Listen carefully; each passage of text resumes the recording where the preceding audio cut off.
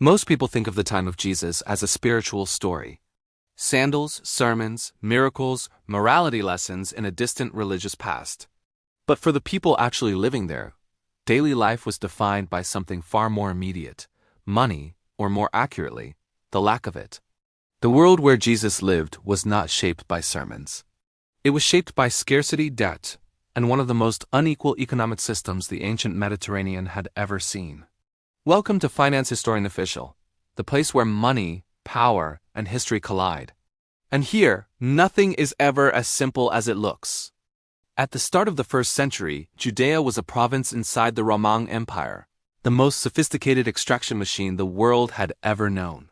Rome didn't conquer territories to integrate them. It conquered them to feed the center. Provinces existed to move wealth outward. Grain, silver, labor all flowing from the edges toward Rome itself. Judea was one of those edges. And this mattered because Judea was far from wealthy. It was largely rural, agricultural, and fragile. Most families survived on tiny plots of land. A bad harvest didn't mean lower profits, it meant hunger. And Rome didn't care. The Romans didn't govern Judea to improve living standards.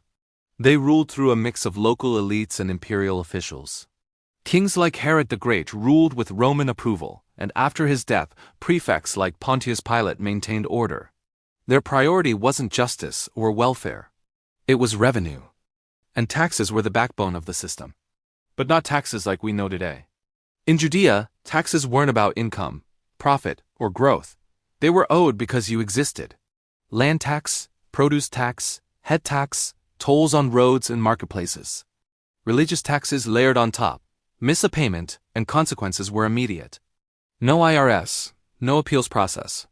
Collection was outsourced to local contractors, known as tax farmers. They paid Rome up front for the right to collect, then squeezed the population to recover costs and make profit. It was the feature. Debt was everywhere. Unlike modern debt, there were no safety valves, no bankruptcy, no restructuring. Interest piled up fast. Land served as collateral. One bad year could push a family into a spiral they would never escape. Here's how it usually worked. A farmer plants crops. Weather turns. Harvest fails. Taxes are still due. The farmer borrows from a local lender, often a wealthy landowner or someone connected to the temple elite. Interest accumulates. Next year, yields barely recover. Debt remains. Eventually, the land is seized. Families lost not only their property, but status, security, and identity. This wasn't accidental. It was structural. Over time, land consolidated into fewer hands. Large estates replaced small plots. Wealth clustered around Roman-approved elites and temple officials. The majority sank into precarity. The economy didn't just produce poverty, it reproduced it. And there was no state safety net. Losing land meant losing everything. Family support helped, but it could only stretch so far. Debt wasn't just financial, it was social. To understand why Jesus' message had weight, we need to understand the world he entered. Most people were not poor because they were lazy or morally failing. They were poor because the system required it. Rome needed surplus, local elites needed rent, the temple needed revenue. And all of that pressure fell on people with the least margin for error. This pressure produced tension. Judea was volatile. Rebellions flared. Banditry wasn't merely crime, it was desperation. Groups promising relief, justice, and reversal sprang up. Messianic movements didn't emerge in comfort, they emerged in crisis. When modern audiences hear sermons about debt forgiveness, release, or reversal, it's easy to think in abstract terms. But in the 1st century, this wasn't metaphor, it was survival. When people heard about the poor, they weren't thinking of distant charity cases. They were thinking of themselves, their families, their neighbors. Forgiveness meant financial relief. Release meant escape from debt. And escape was rare, because the system was designed to extract wealth upward efficiently, not to be humane. At this point, let's turn to an institution that everyone assumed protected the people, the temple. Today, we imagine the temple in Jerusalem as a spiritual center, a place of prayer and morality. But in economic terms, the temple was one of the most powerful financial institutions in the region. It moved money, collected taxes, and enforced obligations. Every adult Jewish male was required to pay a yearly temple tax. This wasn't optional or symbolic. Payment was required in a specific silver coin, the Tyrian shekel, with consistent silver content. Local currencies and Roman coins weren't accepted, so pilgrims and locals had to convert money, often paying fees to money changers. The temple also controlled markets for sacrificial animals. Vendors were limited to temple-approved prices. Poverty didn't exempt anyone. Smaller offerings were possible, but payment was still required. Here's the tension. Temple elites were deeply intertwined with Roman authority. High priests were appointed with Roman approval. Stability mattered more than righteousness. Cooperation mattered more than justice.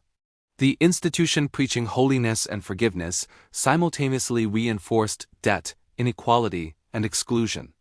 Access to God required payment. Purity required offerings. Forgiveness required sacrifice, and if you had no money, you relied on charity, but charity couldn't undo systemic pressure. It treated symptoms, not causes. People noticed. Resentment toward temple authorities grew. Not because faith failed, but because hypocrisy was obvious. The institution mediating between God and people looked more like another arm of elite control, and then Jesus arrived. He didn't operate outside the system. He spoke directly into it. When he talked about debt forgiveness, release, and the poor, his audience understood economically. The kingdom of God wasn't abstract. It represented an alternative order, a world where the current system wasn't inevitable. That made his words dangerous. Words alone rarely topple power. Behavior does. The famous disruption in the temple, overturning the money changers' tables, wasn't just spiritual outrage. It was an economic confrontation. Jesus attacked the machinery that monetized access to the sacred, calling it a den of robbers. Money itself wasn't the problem. Extraction replacing justice was. This crossed a line. Rome tolerated prophet, teachers, even critics. But it couldn't tolerate instability. Temple authorities knew that unrest during Passover with thousands of pilgrims could become rebellion. Jesus' actions undermined legitimacy. He challenged who deserved authority and why. The economic language in his teachings, debt, wages, laborers, vineyards, creditors, stewards, wasn't accidental. It reflected daily life and made inequality visible. And when the system itself was questioned, even subtly, power felt threatened. By this point, Judea was a pressure cooker. Taxes, land loss, debt, religious obligations, political repression all converged. Revolt wasn't a question of if, but when. And Rome's response was predictable. Open rebellion erupted within decades, culminating in the siege and destruction of Jerusalem and the Temple in 70 CE. Tens of thousands died. The Temple, the economic, religious, and political center, was erased. Rome didn't just suppress dissent, it dismantled the infrastructure of resistance. But here's the twist. The destruction didn't end economic extraction, it intensified it. Land consolidation accelerated. Debt didn't disappear, it became less visible, more bureaucratic, more absolute. Rome won militarily, but Jesus' critique survived. Small communities carried forward alternative moral and economic practices. Shared resources, mutual aid, debt relief within the group, loyalty based on belief rather than wealth or status. These weren't revolutions. They were parallel logics, operating under the empire's watch. Rome crushed armed rebellion easily. But it couldn't fully control ideas that spread with people, that worked under pressure, and that survived loss. By the 4th century, the empire absorbed this alternative moral framework. Authority no longer rested solely on force. Moral credibility mattered even to power. The economy of Jesus' time shows us something uncomfortable. Unjust systems don't collapse because they are unfair. They collapse when the narratives justifying them no longer work. Rome optimized extraction, but it never fully repaired the moral logic that made its dominance feel natural. And this is the deeper lesson for us today. Economic systems wrapped in moral language are extraordinarily durable. They survive suffering, resentment, and even rebellion. What they cannot survive is widespread disbelief in their fairness. At Finance Historian Official, we explore these intersections of power, money, and history because understanding the past gives insight into the pressures and structures that shape our world even now. We'll examine how these lessons from Judea resonate with modern economies, why systems of debt and extraction continue to persist, and how people find ways to resist not through armies, but through alternative moral frameworks. Stay with us. We explored the world Jesus entered, a society squeezed by debt, taxes, and systemic extraction, where survival depended on navigating relentless economic pressures. But the story doesn't end there.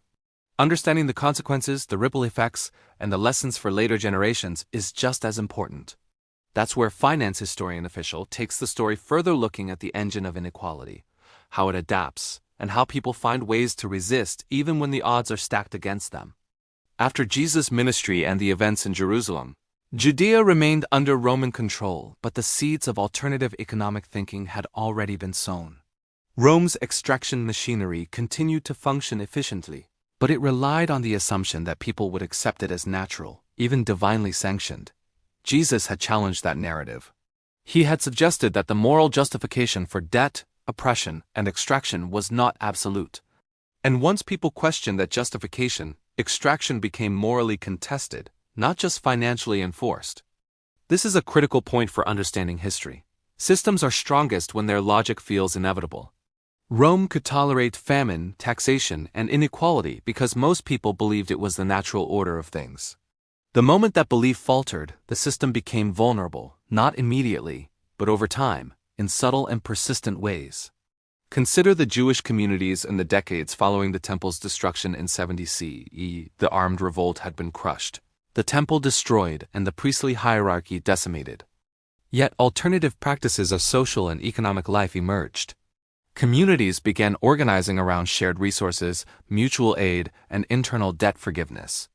People redistributed food, labor, and wealth within these groups. Obligations existed, but they were voluntary and enforced by social cohesion, not by an empire.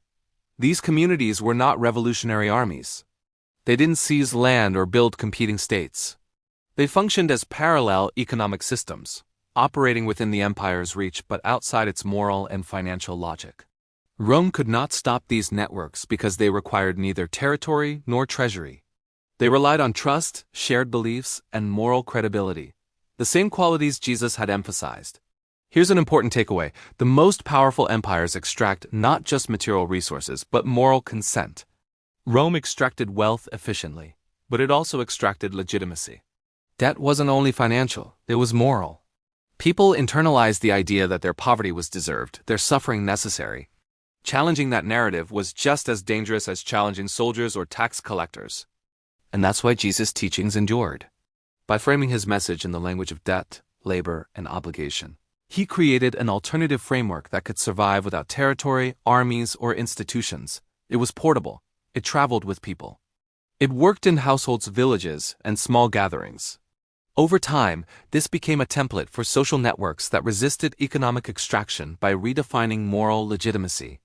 Fast forward to the first few centuries CE, Rome continued to consolidate land, intensify taxation, and enforce economic extraction with brutal efficiency. Yet the stories of debt forgiveness, mutual aid, and shared responsibility persisted in small communities. The moral logic of Jesus' message created resilience. It allowed people to navigate economic precarity without losing all social cohesion. In a world dominated by extraction, moral frameworks that validated survival and collective care became a form of resistance. This pattern is not unique to first-century Judea. Throughout history, economic systems are often wrapped in moral language to justify extraction. The feudal system in medieval Europe, colonial economies in the Americas, and even modern financial institutions rely on narratives that normalize inequality and suffering. What these systems share is that they can survive oppression and resentment, but only until their moral framework is questioned. To understand the stakes, consider debt as it existed in Jesus' time. Debt wasn't abstract. It was personal, social, and life-defining. Losing a plot of land meant losing status, security, and identity.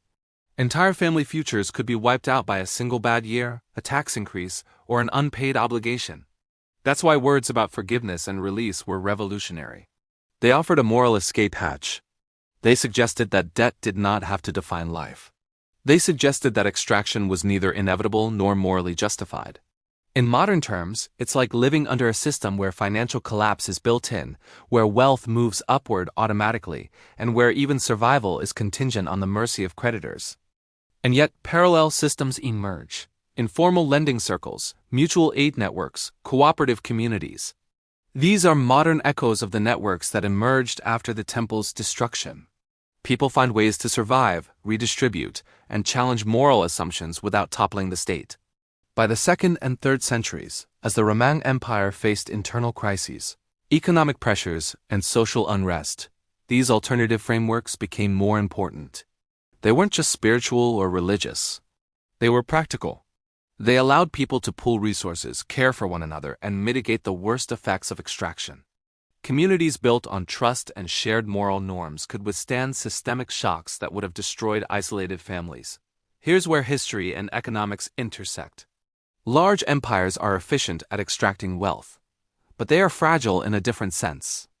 When people stop believing that inequality is natural, when they stop accepting that suffering is morally justified, the empire becomes vulnerable, not to immediate collapse, but to erosion of authority and legitimacy. Over time, this moral erosion can shape institutions, laws, and social practices. This is exactly what happened with the early Christian communities. They weren't attempting a political coup. They didn't march on Rome with armies. Instead, they created networks of mutual aid, redefined the moral logic of economic life, and provided frameworks for living that were independent of extraction-based authority. In doing so, they created a culture of resilience that could survive both empire and oppression. It's important to connect these lessons to today. Modern economies are complex, global, and technologically advanced, but they are not fundamentally different in principle from the system Jesus confronted. Extraction still occurs, wealth concentrates, debt is leveraged, and moral justifications are used to normalize inequality. The patterns are familiar. A small elite accumulates resources. Social safety nets are limited, and economic suffering is framed as individual failure rather than systemic design. Understanding the economic realities of first-century Judea provides a lens for interpreting modern systems. It helps us see that inequality is rarely accidental. It is often structural, reinforced by law, custom, and narrative. It also shows how resilience emerges, not through wealth or power, but through moral and social networks that redistribute risk and support survival. Let's revisit one key mechanism: debt forgiveness. In Jesus' time, debt was inescapable, total, and often permanent. Forgiveness was revolutionary. Today, we have formal mechanisms, bankruptcy laws, financial regulation, social welfare, but the moral dimension is similar. The systems work best when people accept debt as inevitable, when failure is seen as personal rather than systemic. When that belief falters, systems face moral and social pressure, even if the financial structures remain intact. Another mechanism: wealth concentration. Then, as now, land and property concentrated into fewer hands, reducing autonomy for the majority. In first-century Judea, this was exacerbated by Roman taxation and temple authority. Today, wealth concentrates through capital accumulation, corporate structures, and financial markets. The lesson is clear: concentrated economic power needs either consent or coercion. When consent erodes, alternative frameworks emerge, whether informal networks, cooperatives, or social movements. What's fascinating is how moral narratives endure even when empires fall. The Roman system of extraction survived centuries of disruption, yet the moral critique, the idea that wealth concentration, debt, and extraction were not inevitable or justified, persisted. That critique informed new social systems, religious movements, and political thought. In other words, economic systems can be durable, but moral logic travels faster and survives longer than the structures of power themselves. This brings us back to finance historian official. By studying historical economic systems, we uncover patterns that repeat in surprising ways. We see how extraction operates, how wealth consolidates, and how moral authority is used to justify or challenge the status quo. We also see how people resist, survive, and innovate under pressure, lessons that remain relevant today. Consider small communities in the early empire. They developed informal credit systems, sharing resources, forgiving debts internally, and creating mutual obligations that were morally binding but not financially extractive. Families pooled labor and food. Wealth was redistributed through obligation and moral authority, rather than coercion. These networks weren't large, but they were resilient. They allowed people to survive famine, taxation, and social upheaval. Modern parallels are everywhere: credit unions, microfinance, cooperative housing, local lending circles. They operate outside traditional extraction frameworks, rely on trust, and redistribute risk. The moral logic is the same as in the communities that emerged after the temple's destruction. Systems can extract, consolidate, and enforce inequality, but humans find ways to resist, using shared moral frameworks to protect themselves. And that's why the story of Jesus' economic context matters, not just for history, but for understanding how people respond to systemic pressure. Extraction works best when people accept it as just. When moral justification collapses, extraction becomes contested. Communities create alternative structures. Power survives by force alone, but resilience survives through networks and shared moral understanding. Let's conclude part 2 with a key insight. History doesn't repeat in exact form, but patterns are clear. Debt, inequality, extraction, and moral justification are constants in human societies. Resistance, mutual aid, and moral critique are constants as well. The economic world of first-century Judea shows us both sides, the machinery of extraction and the resilience of those who live under it. At Finance Historian Official, we explore these patterns because understanding them helps us see today's economies more clearly. We see why some systems concentrate wealth, why others collapse, and why moral legitimacy is as critical as financial or military power. Jesus' story isn't just a religious narrative. It's an economic one. It's about extraction, debt, resilience, and the moral frameworks that can undermine even the most sophisticated system of control. So the next time you look at inequality, debt, or concentrated wealth, remember the lessons of first-century Judea. Systems survive on consent, not just force. Extraction is durable, but moral critique is portable. Resilience is possible, even under crushing pressure. History shows the patterns. And at Finance Historian Official, we'll continue tracing those patterns across time, uncovering how money, power, and moral authority collide and what it means for us today.